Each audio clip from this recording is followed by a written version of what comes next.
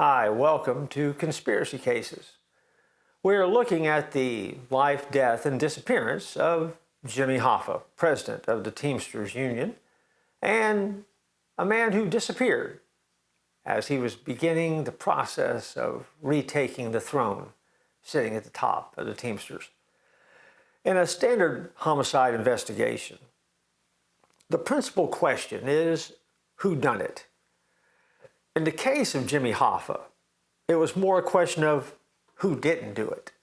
As a matter of fact, over the years, there have been at least 3 mafia hitmen, Donald Francos, Louis Melito, and Richard the Iceman Kurlinski, who have claimed that they offed the Hoff. All of them claim to be the assassins, the hitmen. Motives likewise abound. Hoffa was stealing from the mob. Elements loyal to Fitzsimmons, like Hoffa, a mafia associate, sought to prevent Hoffa's return to the Union leadership.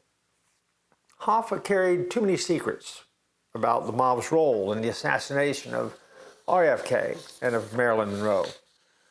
There have been, since his death, many unsuccessful searches for his remains. All manners of rumors have surfaced from time to time about the body being under the Giant Stadium, and they look for it using radar. Or perhaps he was placed and dumped in a swamp. Others have said he was compacted by a car crusher or processed through a meat rendering plant. Frank, the Irishman Sheeran, was a Teamster official, a close associate of Hoffa, and a mafia hitman. Near the end of his life, as he lay dying of cancer, he confessed to his lawyer, Charles Brandt, that it was he who gunned down Hoffa at his house in Detroit. One more player, one more person claiming to be the hitman. That lawyer, Mr. Brandt, wrote a book on Sheeran's confession called I Heard You Paint Houses, and he was convinced that Sheeran was telling the truth. DNA evidence taken from the car and from the house supports Sheeran's version.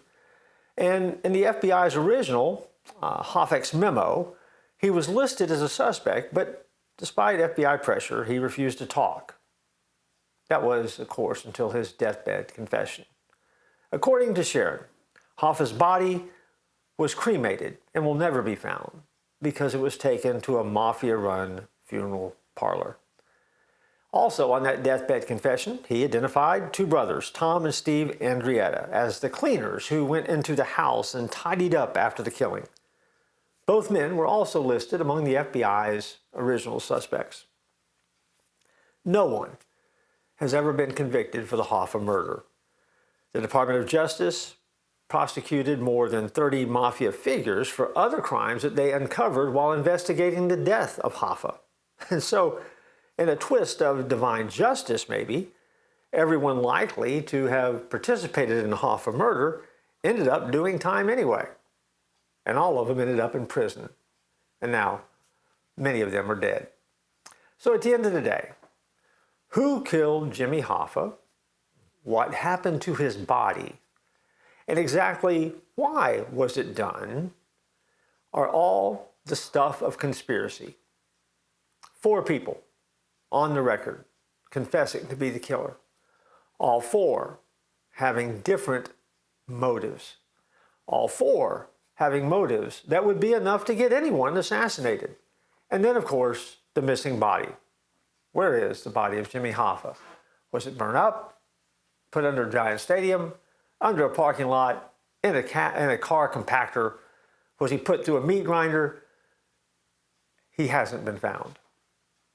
No conviction, no body, and 4 professed killers.